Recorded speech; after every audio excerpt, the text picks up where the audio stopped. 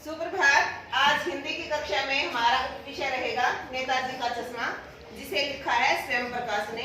और इसमें इस कहानी के 3 मुख्य पात्र हैं, हवलदार साहब, कैप्टन और पानवाला। एक कस्बा होता है, वहां आपको पता है जैसे गांव में ग्राम पंचायत होती है, उसी तरह से नगर में कस्बे में नगर पालिका होती है। नगर पालिका है तो कुछ ना कुछ काम करेगी। काम होता है स्कूल, लड़कों का स्कूल बनवा दिया, लड़कियों का स्कूल बनवा दिया, या कोई ऐसी छतरी बना दी, कबूतर की छतरी जिसके ऊपर बैठ के मतलब पक्षी वगैरह बैठ जाएंगे, है ना, शौचालय बनवा दिया। तो ये सारी चीजें वो करती रहती थी। तो एक बार वहां कोई ऐसे नेता थे जिनके मन में आई कि एक नेताजी की तस्वीर बनवाई जाए।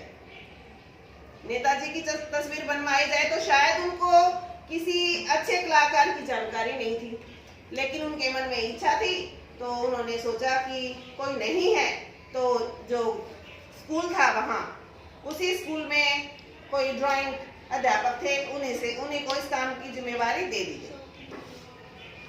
जो ड्राइंग मास्टर जी थे, उन्होंने पिक्चर तो बहुत अच्छी बनाई। संगमरमर के पत्थर से तस्वीर बना दी गई, टोपी की नोक से दूसरे बटन तक, जहां कोट का दूसरा बटन आता है जिसे बस्ट कहते हैं, ऐसी उन्होंने एक स्टैचू बना दिया और बना के उसको चौराहे पर लगा दिया। आप जानते हैं कि हम लोगों में देशभक्ति की भावना पैदा करने के लिए, ताकि वो जो देशभक्ति की भावना है वो एज इट इज हमारे अंदर आगे चलती रहे, हम ऐसे नेताओं की तस्वीर लगा देते हैं, ताकि उनको देखकर हमारे मन में देश के प्रति कोई जज्बा पैदा होता है। तो उसी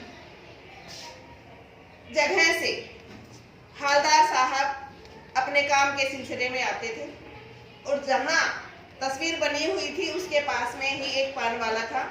पान वाला मोटा था, काला था, लेकिन खुश मिजाज था, हंसता रहता था।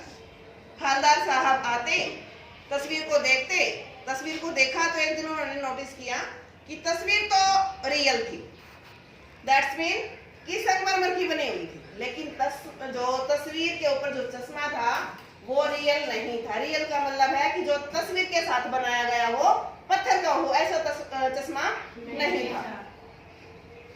उन्हें आश्चर्य हुआ, लेकिन वो वहां से चले गए। अगली बार जब दोबारा हवलदार साहब अपने काम के सिलसिले में वहां आए तो देखा कि चश्मा बदला हुआ है। उन्होंने पान खाया, तस्वीर को देखा और फिर चले गए। लेकिन अगली बार जब वो आते हैं तो चश्मा फिर बदल जाता है।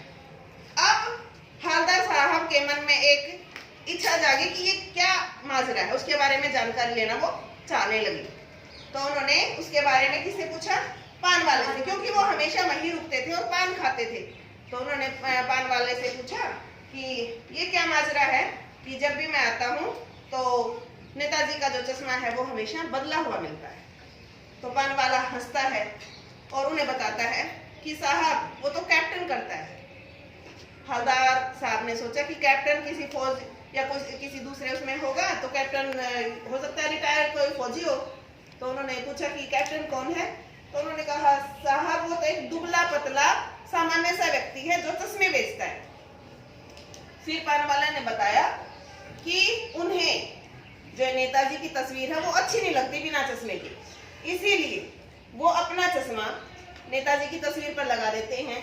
लेकिन जब कोई ग्राहक आकर कहता है कि मुझे ऐसा चश्मा चाहिए जो नेताजी की तस्वीर पर है, तो वो चश्मा उतारते हैं और वो ग्राहक को दे देते हैं और अपना दूसरा चश्मा वहां पर लगा देते हैं। इसी तरह से समय बीतता गया। एक दिन जब हवलदार साहब अपने काम के सिलसिले से आए तो उन्होंने देखा कि नेताजी के आंखों पर चश्मा नहीं था।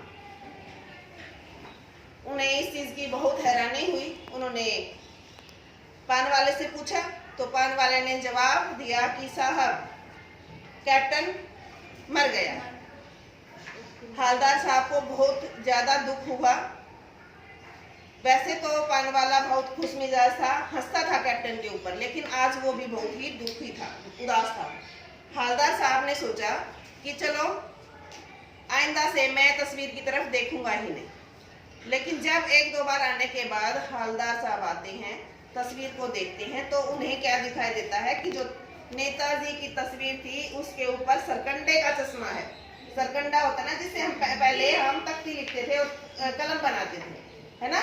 जो जैसे बांस होता है वैसा ही सरकंडा होता है, बिल्कुल पतला सा। तो उसका चश्मा जैसे बच्चों ने बनाकर उसके ऊपर लगा रखा था, जैसे सर्कल बनाया उसको ऐसे सील के, और नेताजी की आंखों के ऊपर चश्मा था सरकंडे का। तो उन्हें इस बात की बहुत हैरानी भी हुई और बहुत अच्छा भी लगा कि हमारे देश में केवल बड़ों के मन में ही देश की भावना नहीं है, देशभक्ति की भावना नहीं है, बल्कि बच्चों के मन में भी देशभक्ति की भावना भरी हुई है। देशभक्ति की भावना है तभी तो बच्चों ने सरकंडे, क्योंकि उनके पास पैसे नहीं थे, वो चश्मा नहीं खरीद सकते थे, इसलिए उन्होंने सरकंडे का चश्मा लगाकर नेताजी की आंखों पर लगा दिया। तो इस बात से हमें, इस पाठ से, इस कहानी से हमें ये भी सीख मिलती है कि जरूरी नहीं है कि हम धन के द्वारा या किसी और दूसरे चीजों के द्वारा हम देश की सेवा करते हैं। एक ये देश सेवा का एक जज्बा होता है जिसे हम अपने जो सामर्थ्य की चीजें हैं उनके द्वारा, या कभी भी देश हित के लिए कोई काम होता है वो काम करके भी हम देश के प्रति अपने प्रेम को, अपने सम्मान को उनके प्रति हम दिखा सकते हैं। और जो छात्र वर्ग है उनका जो मुख्य कार्य क्या है, देशभक्ति की भावना को वो कैसे दिखा सकते हैं, अपना उचित समय से पढ़ाई करके। पढ़ाई में जो भी है उसको काम दिया जाता है, जो भी वो काम करते हैं उसको समय पर करो, ठीक है।